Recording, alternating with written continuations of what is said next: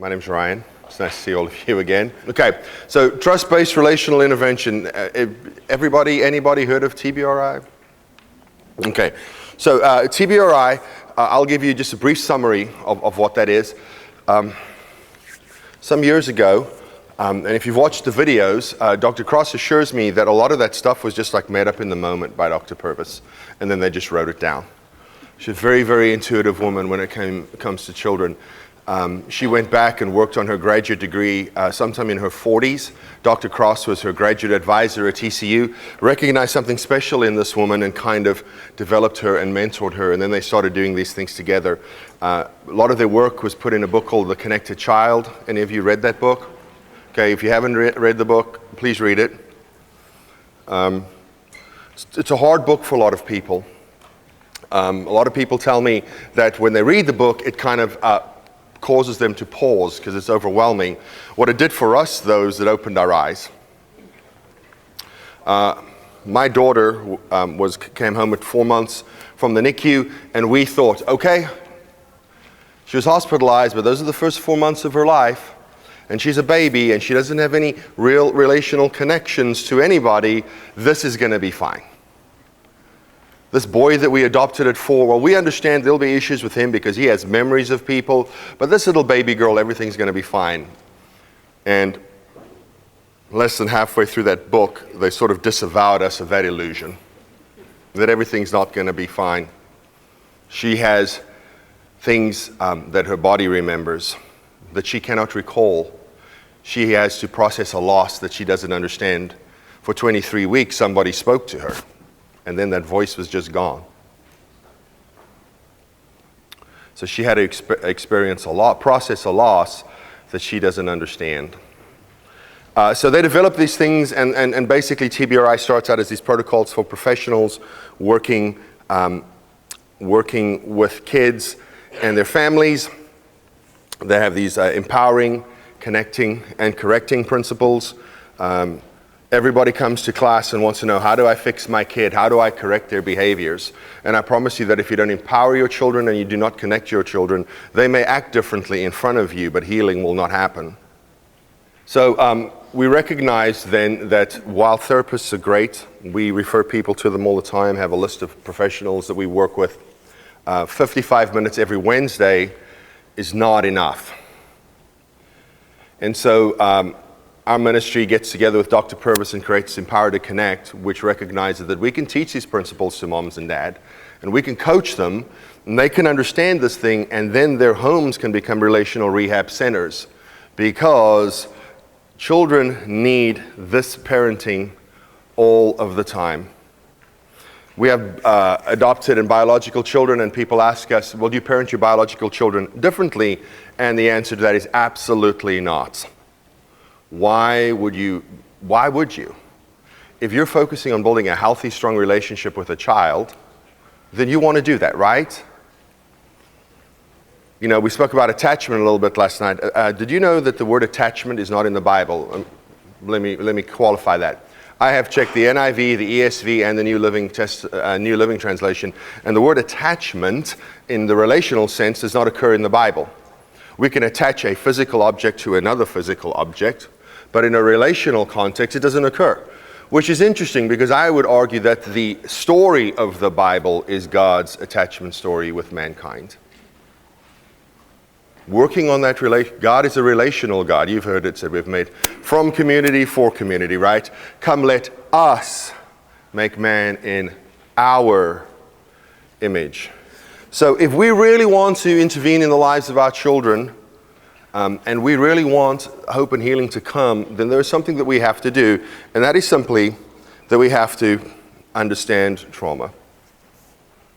And so that's what we're going to talk about a little bit today. Hopefully we can understand trauma. Those 6 risk factors that were up there a little bit yesterday, we're going to go through those together, and a little bit more depth explaining them and unpacking them some, and then how that impacts your child. And again, I feel that empathy is a really, really, really great tool for parents to have.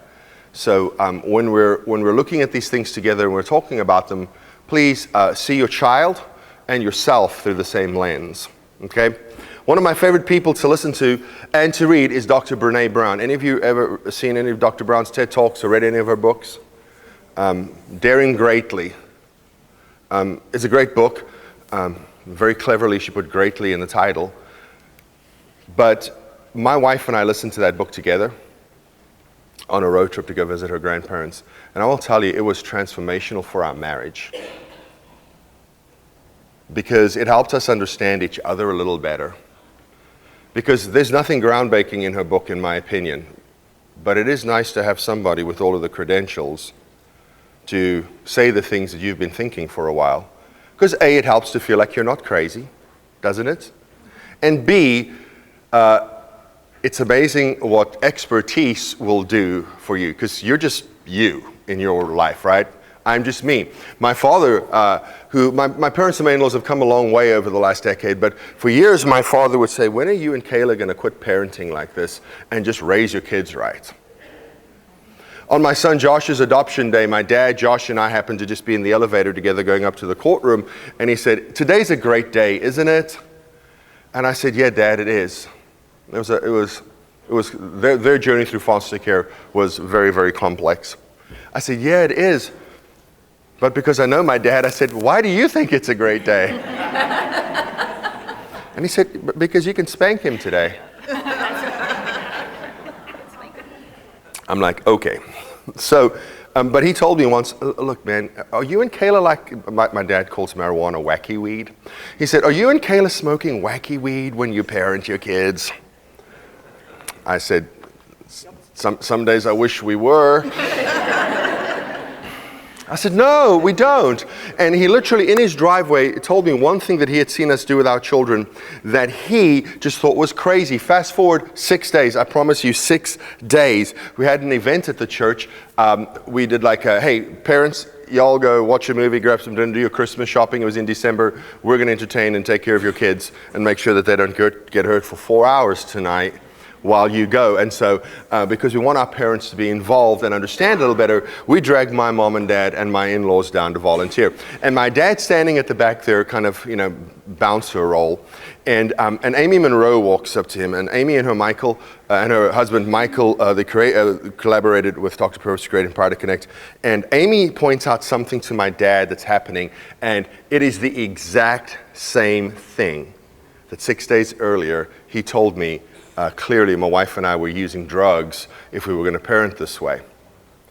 Next day, I have lunch with my dad. We have lunch with my folks on Sunday afternoons. And he says, hey, what do you and Kayla think about trying this with your kids? And I said, Dad, 1 week ago, that exact same issue proved to you that I was a lunatic. And he just kind of looked at me like I was weird. So having somebody else confirm what you're thinking is so helpful in relationship with people. Can we all agree on that? So in our ministry, when we coach trainers, one of the first things we tell them is that you have to leverage the illusion of expertise. Does everybody clear what that is? This is what we tell them. If you will stand in the front of the room, and people will sit and listen to you, and if they will give you a microphone, I have a microphone, the people sitting in the seats will assume you're an expert and listen to you. The illusion of expertise. Dr. Brown's book, amazing, amazing stuff. But she also has a great quote that we use with people all the time, and that is simply this: compassion is a deeply held belief. Empathy is the skill set needed to bring compassion alive. We talked about that a little bit last night. Here's the dictionary definition of compassion. I like words. Who else likes words? I use them all the time. But words language is malleable, right? Sometimes we just use the meaning of the word in the context that we want to use it. Think about the political climate in our country. Words like liberal and conservative don't actually hold the same meaning that they perhaps had when they were introduced into the English language. So one of my favorite books to read is the dictionary. Anybody else like reading the dictionary? Okay, it's just me then. But here's why. If you'll just read the dictionary, you have technically read every book ever written. Because you read all the words. No? Okay.